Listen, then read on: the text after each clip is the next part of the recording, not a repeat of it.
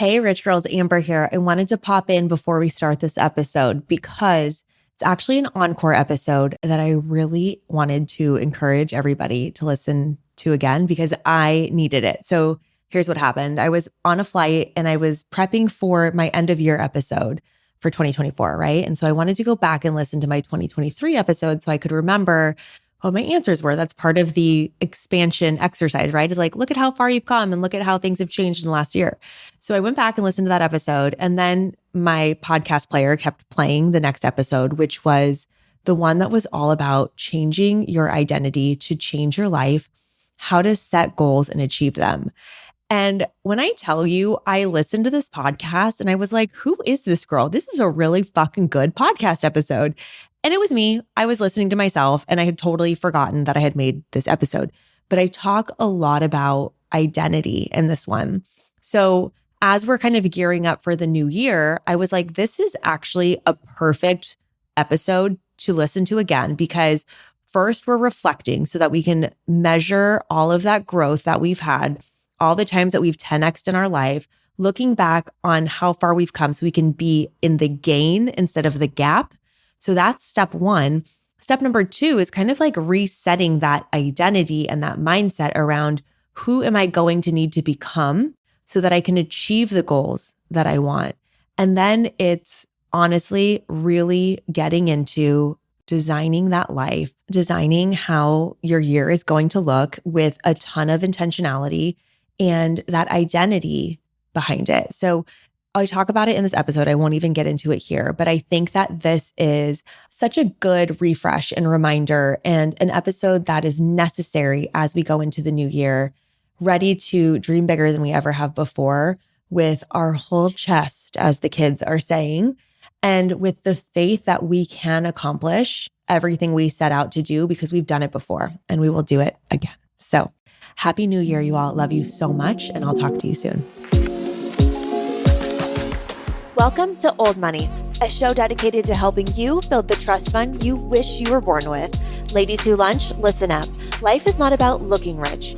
I want you to build a life and a legacy that feels rich in every sense of the word. If you're ready to stack cash, talk shop, and trade insider secrets, you're in the right place. These are the new rules to Old Money, so let's get after it. Okay, rich girls, it's all happening. Cash Consciousness is now enrolling through January 14th. This is my signature program with hours and hours of private content exclusively for the Cash Consciousness babes. If you're craving more than just the podcast and you're looking for support to actually execute on your goals, actually implement new strategies, and start programming your brain to think like a wealthy woman, I designed this program for you. I've got 8 modules with dozens of videos that go through the 7 dimensions of money. We're talking about the damage, the dialogue, the destination, using your diary, designing the life of your dream, all the details, and most importantly, the dating. So I'm giving you the actual program that I use to manage my money every single month easily. And it's the thing that helps me finally break through overspending and also 2000x my net worth. Speaking of overspending, I'm throwing that in as a bonus. Yeah, there's a bonus module in there on how to stop overspending for good. So you're going to get guided meditations, a community, live money dates, the whole 9 yards. And when you do the math, it breaks out to just over $40 a month for access into this community where you will be committed and supported to changing your financial life. We are starting on the evening of January 14th with a live kickoff call. All of the updates will get sent out to our crew in the Old Money Country Club where this program is hosted. If you're ready to register, you can go to oldmoneypodcast.com/cash and click the link on the page. Again, that's oldmoneypodcast.com/cash.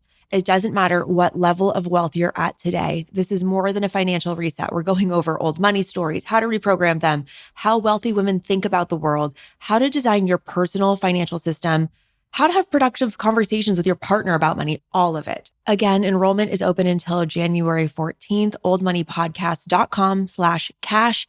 I love you guys so much, and I cannot wait to see you in there.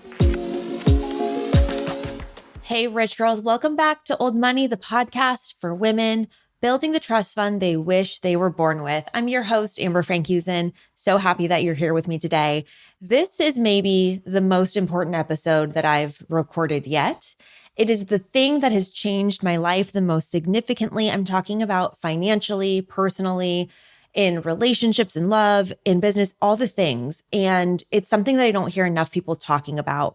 And I think it's appropriate to talk about it now because it's nearing the end of the year. We're about to get to New Year's resolution time in January.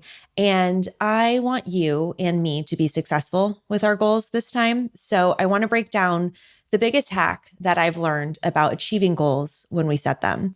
So we'll get to that for sure. And I have a couple other hacks today as well. Talk about goal setting. I really look at December as like the prep month for the year to come. So I love December. I'm so in the Christmas vibe right now and kind of outlining my calendar for 2024. We're planning trips. We've got everything organized in the business. And it's a big time, obviously, for reflection as we look at, where we've been for this last year. But then also, I'm using this month to prep myself for the goals that I want to start achieving in January. And I think where a lot of people go wrong is January 1 strikes, right? And people have these big, massive goals they're going to start achieving on the first day of the year, but they wake up hungover and exhausted and resentful to go back to work. It's just the worst vibe. So I feel like setting the standard for how to approach the new year and the new month is really set in December, which is why I'm going to help you set up the most achievable goals to live your dream life, get that trust fund, baby. But anyway, let's get into today's topic, which I'm really excited to talk to you about because, like I said, December is my quiet month. It's my warm-up month for next year. It's like all the practice that I need to get into place so that I can have a really successful year in any year past. But I think it's really important to spend some time this month thinking, plotting, dreaming, really like getting in line with your desires of what you want to achieve, not just next year, but in life. And that's one of the things I think is really interesting. Everybody's talking about short-term goals, New Year's resolutions, things like that. And I really like to focus on the bigger picture. So who do I want to be in 10 years' time? So I'm not talking about 2024, I'm talking about 2034. And if I kind of allow myself to think a little bit bigger, dream a little bit bigger, put myself in the house that I'm going to be living in, put myself in the role I'm going to be in, put myself in the company that I'm going to be running, it really helps crystallize for me more quickly and more elevated version of myself so that I can, it's kind of that like shoot for the stars. And if you miss, no, shoot for the moon. And if you miss, you'll land amongst the stars. What a terrible quote that just came to mind. But the point is this, it's like the bigger that you think, the farther that you can go. And Tony Robbins has this really interesting quote that I'll butcher right now. It's something along the lines of people overestimate what they can do in a year, but they underestimate what they can do in 10. And as we look back on the last 12 months of this year, I'd also challenge you or challenge myself for kind of a journaling exercise to think about where you were 10 years ago. I mean, I'm 36 now. When I was 26, I know where I was living, who I was dating, the jobs that I was in, the friends that I had. And looking back in 10 years' time, I can definitely look at that version of myself with a lot of grace and compassion. She didn't have a lot of the skills that I have now as it relates to interpersonal relationships or the standards or the boundaries, all of the ways that I really compromised my standards or what I wanted for myself because I just didn't know any better. And I think that a lot of the growth that happens over a 10 years' time, it's quiet growth, right? It's the strength that we have in our convictions and ourselves and the things that we do to stand up for ourselves and the way that we work. And it's kind of like when you started a new job and you know nothing, and then you've been there for a bunch of years and you run the place, like you know how it all works. It's the same as we age, right? So if I look back 10 years and I'm like, wow, I barely recognize that version of myself, I can look forward 10 years and think, wow, I'm not even going to recognize that version of myself. And so I think the first step as it relates to kind of goal setting and knowing where we're going is reflection and then dreaming. And so it's looking backwards, trusting in yourself that you know you will continue to grow, and then allowing yourself to really dream about the biggest, best version of you. And, there's a lot of talk about vision boards and people are putting Mercedes and trips to Cannes and all of their yachts and all these things on the vision boards. But my challenge to you would be, what type of person do you want to be in 10 years? And not talking about the possessions that you have or the circumstances of your life, but what type of person do you want to be? I'm going to come back to that in just a second, but I wanted to share something that's actually stuck with me over these years so in such a meaningful way. And it was the fact that I actually started an app company many years ago when I had first left my corporate job in 2018. Before I had really kind of gone 2 feet into the agency, I was developing an app. And the app development process was such a good learning situation for me. So I went through a couple of different startup incubators where I learned a ton about business and just like what an MVP is, which is a minimum viable product, how to do testing with your market for product market fit, launching products, building technology, building apps, working with co-founders, all the things. It was such an education. And I was so grateful. I went through 2 different incubators, one of which was Focus Group, FOKCUS in San Diego. And they're so amazing. I think they're still running. If you are in the startup world and need a point in the right direction, I'd be happy to make an introduction. Please just reach out to me. And I also went through Y Combinator's Startup School, which is not the same thing as their accelerator. A startup school is a program where you work with other startup founders and you work through basically their curriculum that they put their accelerator people through. So I learned a ton about tech. I learned a ton about startup world, and it really did set me up for a lot of success in my business. I digress. The reason I'm bringing this up is because the app was called the Aligned app, and it was basically a habit tracker. But it was a habit tracker that needed AI before AI existed. I'm being really fucking real with you. Like if that happened now, I would have that app, or if I didn't have the agency now, like I'd go like AI all day into habit tracking, because for me, habit tracking and like keeping track of things on a day-to-day basis, clicking a button, it wasn't working for me. I needed something more that was intuitive to me as a woman, especially looking at my cycle throughout the month and the energy levels that I have. I need different things on different days. So for me to have habit tracking app where I feel badly if I miss a streak of 14 days on day 15, it was actually really discouraging to me and it wasn't actually changing my habit behavior. It was just giving me another thing to work on. And in that time, since James Clear book, Atomic Habits, has come out, and we'll talk a little bit about that today and why you need like a stimulus, the habit, and then a reward. And I was missing all those types of things. So I was trying to figure all of this out and figure out what was missing in this app. And one of the things that I did in developing an app, which if you're starting a business, any business, you should be doing this, which is interviewing your customer profile and really understanding them. And I think you should do 100 interviews before you launch a business. I really, really mean that. That is what's typical in the startup world. And so I conducted 100 phone calls. I put my information up in every Facebook group. I put it on Craigslist. I put it in all the startup networks that I was in. And I talked to 100 people over the course of 3 months. There were 20-minute phone calls. I called people on the phone and I said, hey, my name's Amber. I'm trying to develop a app about habits. That's really hard to say. And I want to ask you about your habits and how you do things and what motivates you. So I was trying to get an insight into how people worked about things. And the number one thing that came through was that people had a hard time having habits stick if they didn't match with how they viewed themselves. And there was one girl in particular that I talked to, and it was a very normal call at the beginning. Very normal. She's answering my questions, blah, blah, blah. There's some yes or no's. There's rate yourself. There's, scenarios. And then it kind of gets into long form questions.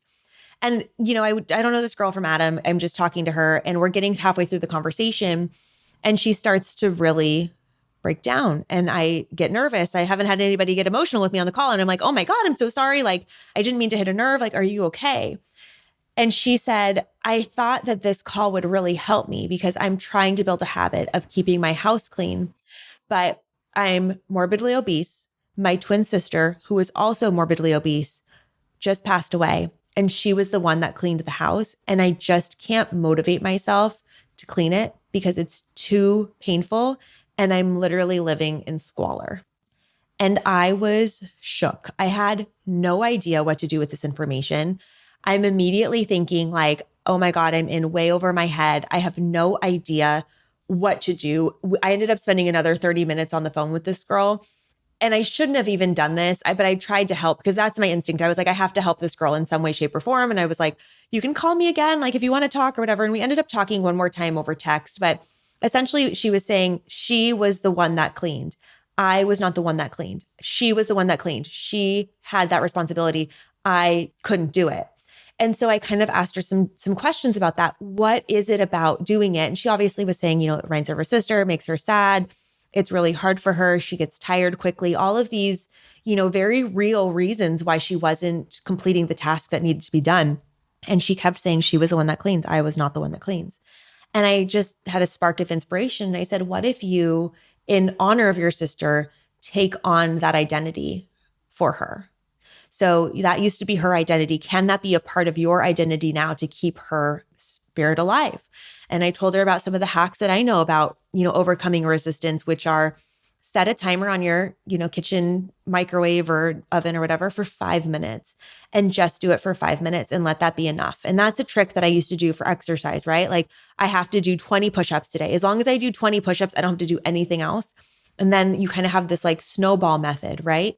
And we talked a lot about these different ways that she could honor her sister. And I was just desperately, out of my own selfish interest, because I was so uncomfortable on the call, desperately looking for a way to make her feel better. And that's what came through was, we're going to honor your sister by you taking on that identity. And that's where this idea was really planted in me. And it was something that I've really studied over the years and something that I've used to my benefit to make change in my life. Now, dovetailing with that, there's a new conversation that's happening around having little wins. And that's what that whole set the 5-minute timer is all about. Having a little win in fitness, for example, gives you this opportunity to have the snowball method. And you've heard me talk about this before with Dave Ramsey's way to pay off debt. He uses the snowball method where he says, don't look at the APR, don't look at the interest rate, just pay down the card that has the least amount of money due on it first. And then that will give you momentum to want to go and pay the next one. And his argument to that has always been, if you wanted to pay off the one with the highest interest rate first, you'd be paying attention to math. But because you are already in debt, you obviously didn't pay attention to math in the first place. And I think that's incredibly demeaning. And I don't appreciate it, Dave. However, the point now, I'm starting to see this being a bigger conversation in fitness, for example, is that people are using the snowball method to have little wins in fitness to give them momentum to continue. And the biggest snowball, instigator that we're seeing right now is Ozempic. So actually, Claudia Oshry and Ben Soffer from The Morning Toast were talking about this, about how they always resisted going to the gym when they were more overweight because it was so hard for them to go do it. Because they were so resistant. They never went because it was just so exhausting. They were so overweight that it was uncomfortable. It was just unachievable to them. And they couldn't ever see themselves doing that.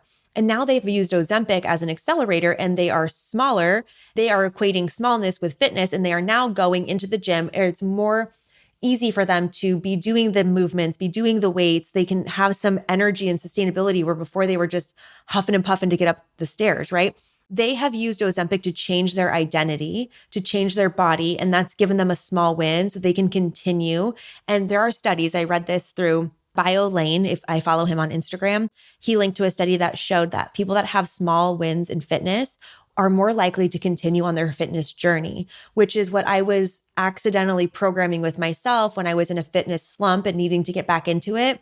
All I need to do is 20 push-ups a day. If that's all I want to do today, that's fine. But what usually happens is like, okay, now my blood is pumping. Now I want to do a little bit more. And that's what I was sharing with that poor girl who lost her twin sister on the phone. If you do 5 minutes, that's enough. That's all you have to do today. And what you need to do, obviously, is have like an accountability partner. And usually that would have been her sister. So I asked about who other in her, network can she rely on, her mom, her dad, et cetera.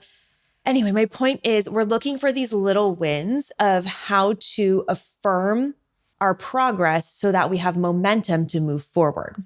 So I'm not looking at goal setting in like the tiny chunks and reverse engineering right now. I'm looking at this as what are the steps that I need to take to change my identity to match who it is that I want to become in 10 years. So I just want to take a different approach from the mindset perspective. So we know, again, from James Clear, Atomic Habits, to achieve a goal or to change a habit, you need to have a cue, a habit, and a reward. So for example, if you need to remember to brush your teeth every morning, you need to set an alarm, you need to brush your teeth, and then the reward is you have a fresh mouth or whatever it might be. Or if you want to go to the gym, you need to have an appointment in your calendar. It makes you go at that time.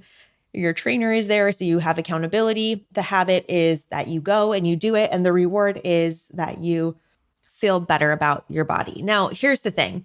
I get that in theory, but what's been really working for me is the whole conversation about identity. And this, again, this is the thing about the episode. This is the big secret. Changing your identity makes achieving your goals automatic. Because when you have an identity that aligns with who you want to be and you connect with that identity, you can put that person on as a Sasha Fierce, have an alter ego, you can be your future self. But once you adopt that identity, the decision-making process becomes so easy that you don't need anything to keep you on track. You don't need a habit tracker. You are just acting as your identity. So let me give you an example. If you have an identity that you are an athlete, and that is something that you are programming to learn about yourself. I am an athlete. I am an active person. I'm an athlete. What do athletes do? They work out, they train, they eat right, they supplement, they drink a lot of water, they say no to indulging in too many sweets or drinks or drugs. They are going to act as if they are an athlete. What happens if you say, I'm a procrastinator? When you continue to tell yourself you're a procrastinator, you will constantly delay your tasks. You will, kind of allow that to be a part of your identity where you continue to do things at the very last minute. Maybe it's rushed. Maybe it's not your best work. But because that's a part of your identity, it just becomes part of who you are. And it's something that you adapt and you never let go of. I mean, our identities are the most salient things in our life. They're how we define ourselves. So when you define yourself as somebody who cares about wellness, then you're listening to the Skinny Confidential podcast. You're skipping the cheeseburger. You're going for the supplementation. You're trying the colostrum, whatever it is. You are going to act as if that's a part of your identity. And so you're saying, Amber, well, what do I do? Just say that I'm an athlete and I'm going to lose weight and get fit? No, not at all. But I'm going to tell you the truth of the matter is that our brains are listening to us more than we give them credit for.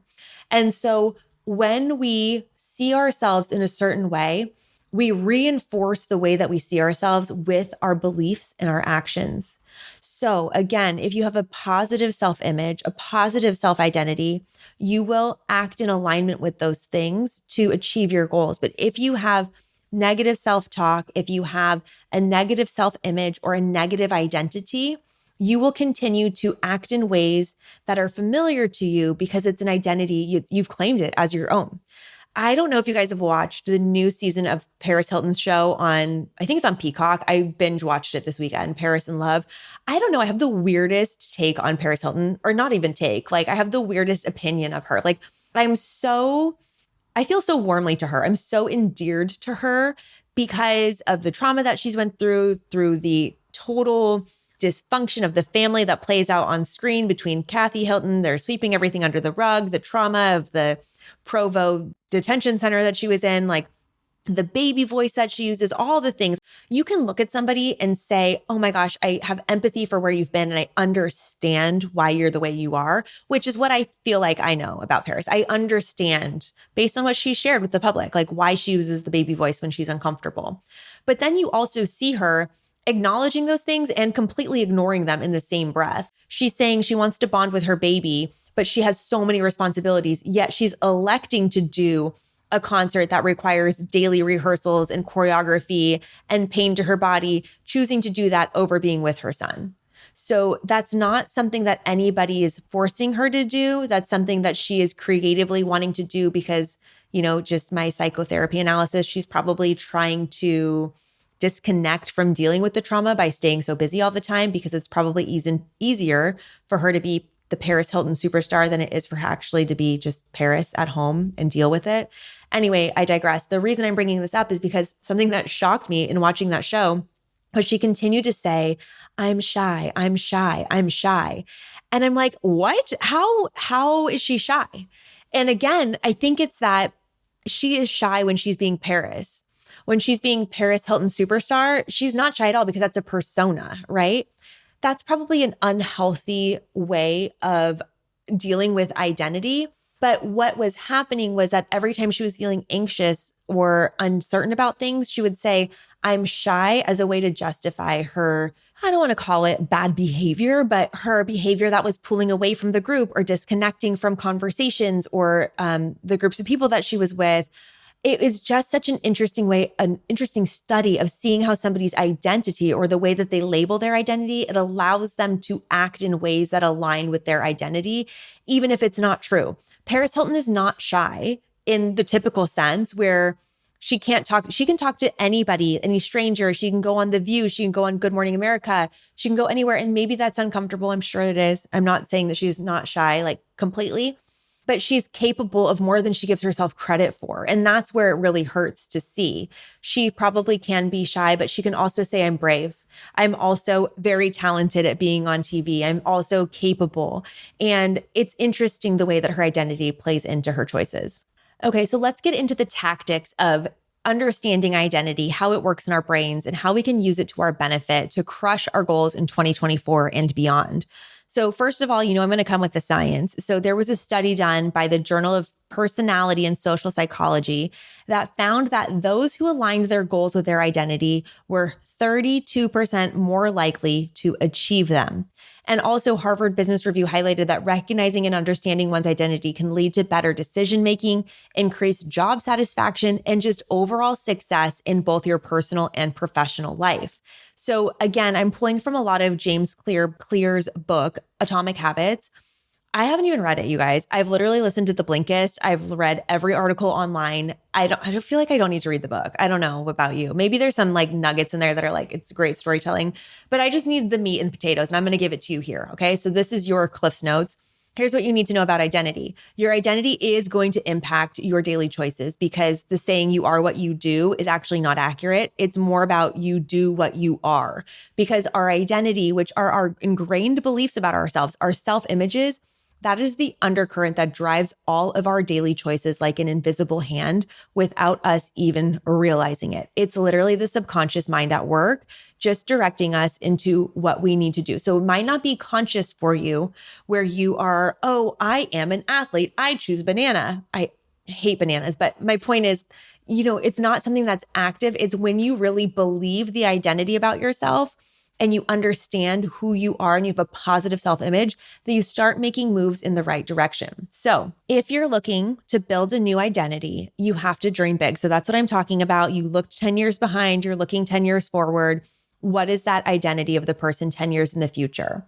When you're looking at 10 years in the future, let's say fitness is one of your goals. I would think it would be unusual for you to say, okay, in 10 years, I want to be able to bench press 150 pounds. What you would probably say is, I'd like to be a fit person and feel good about my body, or maybe have lost weight or something like that. Those are all specific goals, but they're centered around outcomes, not identity. So there's a really great illustration in the book where outcomes is on the outer edge of the onion, okay? So the outcomes there, that's the outside level of the onion, if you will. And that is concerned with changing your results, like losing the weight, going to a CrossFit gym, starting a business, whatever it might be. And all of the goals that you're setting are probably associated with outcomes, like the things that you want, the Mercedes G-Wagon, you want to have the big bank account, whatever. But in order for the outcomes to happen, you need to put processes in place. That is about habits. So in order to have the big bank account, you need to have the revenue coming in, meaning you need to create systems or a business or a service. Or if you want to be fit or you want to lose 20 pounds, the process, the habit is going to the gym, eating healthier, etc. The center of the onion is the identity. And that is the center of the onion because it's concerned with changing your core beliefs, like the core of the world, the core of the onion. It's like your worldview, your self-image, your judgments, all of the beliefs you have about yourself, all of the things that you think about yourself. If you're the type of person that's constantly saying, oh, I'm such an idiot, please stop that right away because your brain is listening to you and the words that we say matter. So if you want a different outcome, you need to start in the center of the onion and change the identity, set up the processes, and then the outcomes will come. So again, the identity is the driver of all of the things, right? Now, I was just talking about all these little snowball methods, the small wins, all these things. What you need to do is when you decide on your desired identity, and I'm going to give you an example in just a minute, is that you need to find evidence to support that identity. Okay. So that is the small win. Those are the snowballs that you're looking for. So first of all, deciding who you want to be, I will tell you that when I was in my last corporate job and I was thinking about wanting to start a business one day, I did not have that identity. In fact, my boss told me, I was crying in his office one day about hating my job, not a lie. And he said to me, why wouldn't you just start your own marketing agency? You could totally do it. And I was in so deep, so beaten down, and I had no confidence that I could not fathom ever owning a business, let alone doing marketing outside of what I was doing. I thought I was trapped. I had no identity around that. And it wasn't until after I left that job, which remember, I did not leave my last job to start a marketing agency. I left to take a break. I saved money. I thought I was going to take 6 months off and just like chill out. I did not think I was going to start a marketing agency. But then my phone started ringing and people said, will you help me with marketing? And so my identity shifted to, oh, I'm actually a really good marketer. And then more people came and then I started to have to sell my services. And I thought, wow, I'm actually really good at doing business. And then I started really building a team and an agency larger than myself. And I thought, oh my God, I'm an entrepreneur. Oh my God, I'm a CEO. And so my identity has shifted over the years into now being the CEO of this company. And I take that job really fucking seriously. Like you should see my job description. I have a job description written out as a CEO, and it has nothing to do with marketing. It has nothing to do with anything that I was doing in my past job. It is my new identity. And I was once in a place just 6 years ago where I couldn't even see that about myself. But I had these small wins happening for me over time, which helped me develop my identity. And now I could be a CEO of this company and any others. That's how I really feel. And, if you're looking to build an identity of I'm a fitness person, you know what a fitness person does? They probably wear an Apple Watch. They track their steps, carry a water bottle around. They have their meals pre-planned. They go to the gym. They enjoy working out with their friends, all these different traits. Like, so when you're putting your identity together, I want you to tell me the traits of the type of person that would have that identity already. And you can look around in pop culture, your peers for examples of this. If there's somebody out there that's doing what you want to do, what do they do on a daily basis? Like if you want to be a CEO, there's plenty of podcasts out there. Him and Her Confidential, Skinny Confidential, they've interviewed everybody. Everybody's got their morning routine. They're meditating, they're journaling, they're working, they're selling, they're pitching their projects. They are getting investors. They're doing the things, right? Those are the little steps. So if you are looking to become a fitness person and you are going to achieve that identity, I'm going to be an athlete, then I want you to look for all the ways that you do that as you start to build these new habits. Like, oh, look at me. I carried my water bottle around all day today. Oh, look at me. I wore my Apple Watch and I'm prioritizing my sleep. That's what an athlete would do. And you need to be conscious of all of the different ways that you are aligning your actions with your identity, because the whole goal here is to reinforce your identity. I have a hot tip on this as well.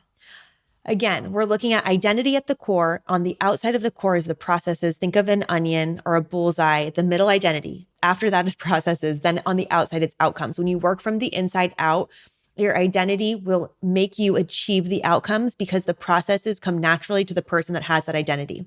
So I'm taking you guys really behind the scenes, and I'm going to read you something that I wrote at the beginning of COVID. And everything on this has come true because of the way that I wrote it and what I did with it. So again, my identity, I wanted to be, I just kept saying like highest, best version of myself. That's like a real estate term, highest and best use, but highest and best version of myself. And I wanted to say, what are my desired identities? So I wrote this note on May 21st of 2020. So we're like 2 months into the pandemic. It's before I have Poppy. It's before I met Justin. I'm going to cry. Oh my God. I was 33 at the time. And this is what I wrote on a piece of paper. And then I folded it up and I put it in my wallet. And I also recorded this as a voice note in my phone. And I listened to it every single day for months. It was COVID. We didn't have anything to do. I'd go on walks every single day and I would just listen to myself read this back. And I'm going to list some of the things. I'm not going to read you all of it, but I'm going to tell you what I started with. So it says 5/21/2020. I'm 33. My desired identity is a millionaire, a homeowner. I'm self-assured. I'm feminine. I'm a smart, powerful business leader. I am a speaker. I am graceful. I am in charge of my energy. I am deeply in love. I am so satisfied with my life. And then from there, I wrote out all of the things that I wanted to have happen that year as if they had already happened. So this is what I wrote. I already have everything I want. I have the vacation coming up, totally paid for. I live in my dream home. I have the great love of my life. I'm loved and cherished and desired beyond belief. I have an incredible circle of friends. I have dinner party plans next week. I have a team and incredible business growth. I have the respect and admiration of many. I am influential in the most positive way possible. I'm at peak health. I am accepted. I am seen. I am loved. I am loving. My heart is open. I magnetize good people into my life because of my elated and happy state. I am happier than ever. Love and money flow to me effortlessly, and my life is a beautiful work of art. When I wrote this in May 21st of 2020, none of those things were true. Not a single one of them. I couldn't afford a vacation. I didn't live in my dream house. I hadn't met Justin. I didn't have Poppy. That was another thing down here on the list. It also says tangible for the year 33, find my dog. And she literally fell in my lap not more than a day later, actually. I got her the very next day after writing this. That's actually crazy. And it just like totally happened on accident. I didn't have a team at that time of any strength. I didn't have any influence at that time. I wasn't sharing any content. I definitely wasn't in love at that time. I now completely identify with every single thing on this list that I have shared with you. Every single thing on this list is now my identity. And it was not when I wrote this 3.5 years ago. And what I did again, I recorded this as a voice note on my phone, and I listened to it until I believed it would come true. And over time, I was thinking about these things of all these identities that I wanted to have, right? And I was thinking, are these identities that can fit for me? Yes. What are the pieces of evidence that I can point to share or to show myself that this can happen for me and that even more can happen for me in the same way? So that's my big takeaway from today is when you identify the identity of your future self and you allow yourself to lean into the trust, knowing that you've grown from the past 10 years and you're going to grow for the next 10 years, and speak as if it's already happened. Indoctrinate yourself, hypnotize yourself, meditate with yourself, spend time with yourself, aligning with that vision of yourself. And now every year since then, I have done different versions of this exercise, and there's nothing that moves the needle faster for me than changing my identity or my idea of my identity to really get to the next level. And I'll tell you, the biggest one that's happened for me recently that I shared with you already is that business owner or entrepreneur to CEO. That has been a big change for me recently. I didn't feel correct about using the term CEO until I achieved the identity of it. I had it on my email signature or whatever, but it felt weird to me because I wasn't acting as a CEO. And I really had to get comfortable with, okay, what does a CEO do? A CEO manages the marketing, the finance, the business operations. They oversee a team of executives. That's now what I do. That is now my identity. And so it took me some time to get comfortable with it because you're not going to change your identity overnight. But then I had to start looking for evidence in my own life, like, oh, wow, yeah, I do run the finances for my business. Oh, yeah, I do have this team of executives in accounting or operations or marketing or whatever that help me execute on this vision. And I manage them. I'm the chief executive officer. I manage the executive team. I have lawyers that I work with and finance consultants and all these different people, coaches, and it's my company. I own it. I'm the CEO. It took me a long time to really get to that identity. But I will say that once I really started wearing that, I take that job more seriously than I've ever taken any job in my life. So the other thing that I would say about identity is what you do becomes natural to you when you achieve that identity, as long as you continue to indoctrinate yourself with that vision of yourself. But another big thing for me has been a not to-do list. So we all have huge to-do lists that are never ending.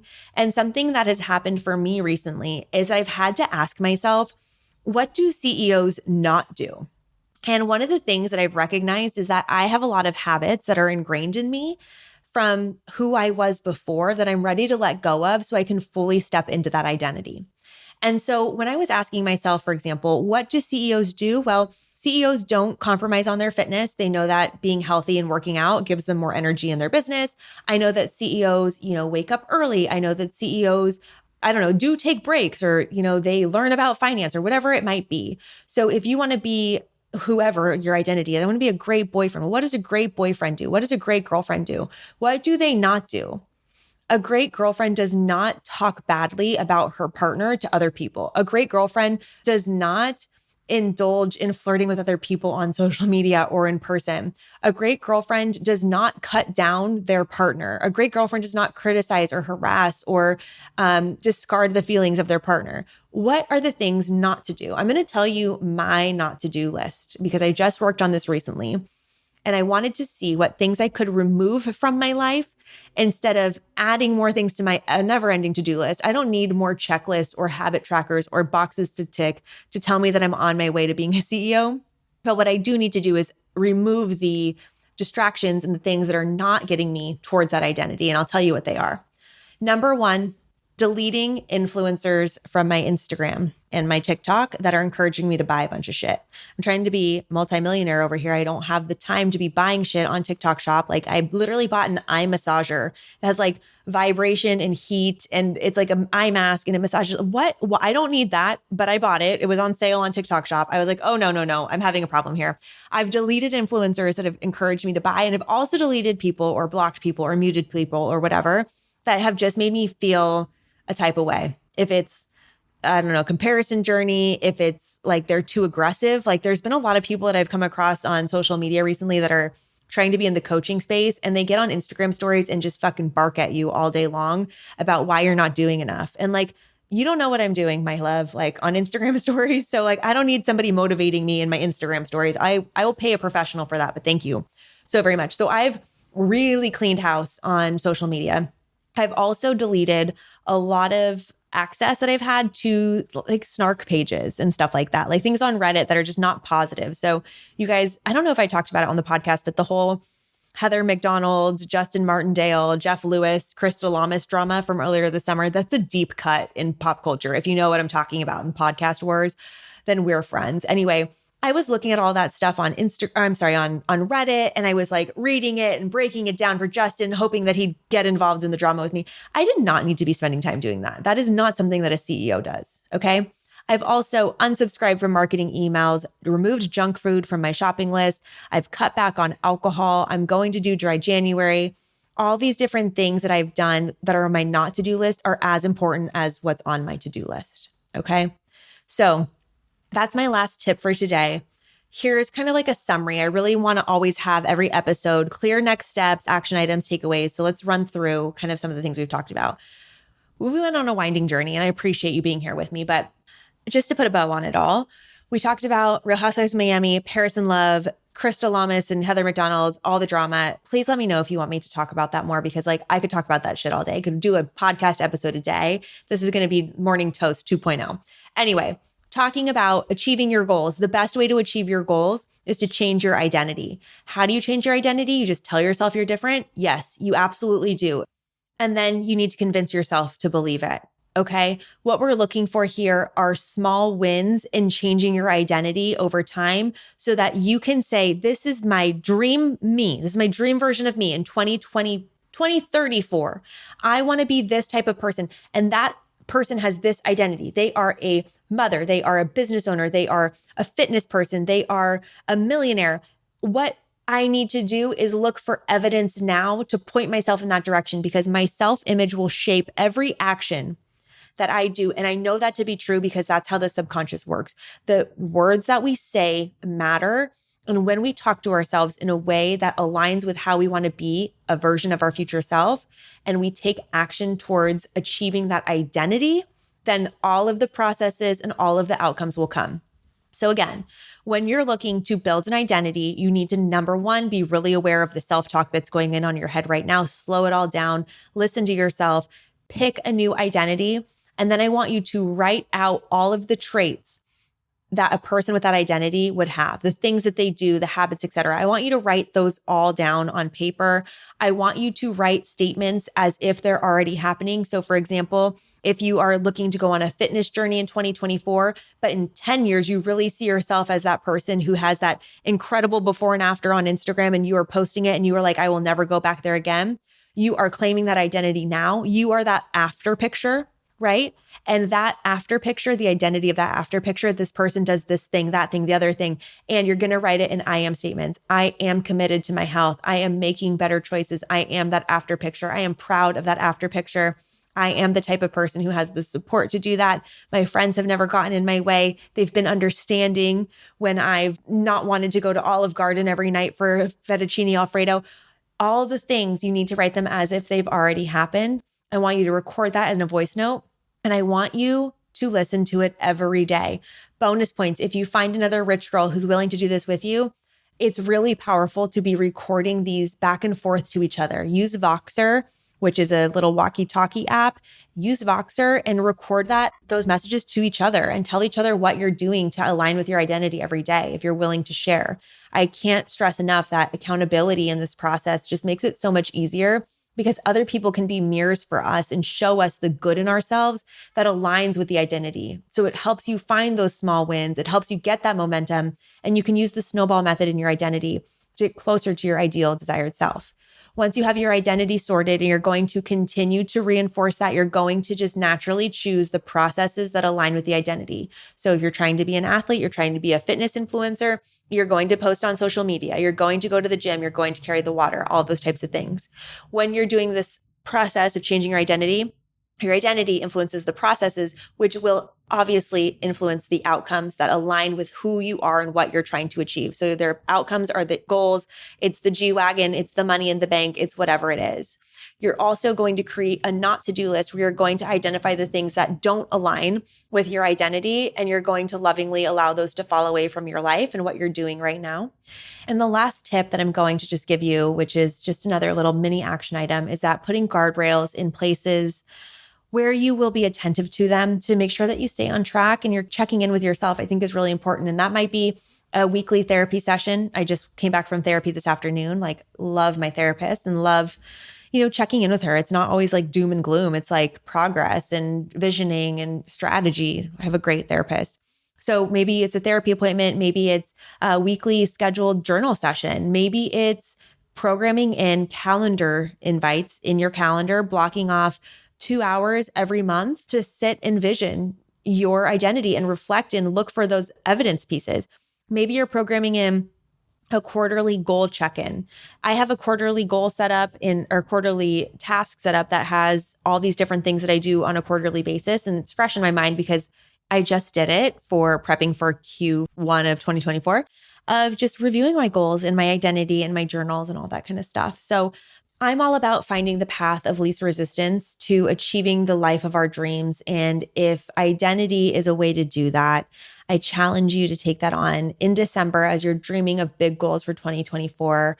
I hope this lands for you. I hope that you enjoyed this episode. Please let me know what feedback you have. I'm always here on the DMs. You can also leave me a message now on SpeakPipe. There's a link in our Instagram bio where you can literally record a message on SpeakPipe and I can play it on the podcast, answer your questions, anything like that. So it's Old Money Podcast on Instagram, TikTok. You can find us oldmoneypodcast@gmail.com or online at Old Money Podcast. And somebody just asked about referencing back on another episode. Just know we're getting the transcripts up for every single episode of Old Money so that you can always reference back if there's any product recommendations, ideas, or notes that you want to look back into. We've got you. So I'm hoping that 2024 is your best year yet. I really feel like we're due. I feel like we're really past the pandemic situation. We're due for a good year. So I'm going to leave you with that. Let me know what you think. And thank you for being here. I will talk to you on the next episode. Bye-bye.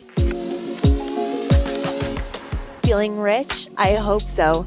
Thank you for joining me on this episode of Old Money. If you have questions you want answered, email me at oldmoneypodcast@gmail.com or hit us up on social. We are at Old Money Podcast and I am at your service. If this episode spoke to you, inspired you, helped you, if you took a single note, it would mean the world to me if you could please just take a minute to rate and review the podcast. And if you're not doing so already, subscribe. And if you have friends who like getting rich, please share this episode with them, even if it's just on your Instagram story. And I'd love you more than Jeff Bezos loves Amazon Prime. Thank you so much, and I will talk to you on the next episode. Remember, I'm not your lawyer, I'm not your tax professional, and I'm not your financial advisor. The content presented in this podcast is intended to entertain, educate, inspire, and support listeners in their personal and professional development and does not constitute business, financial, or legal advice. In addition to that, this episode may contain paid endorsements and advertisements for products and services.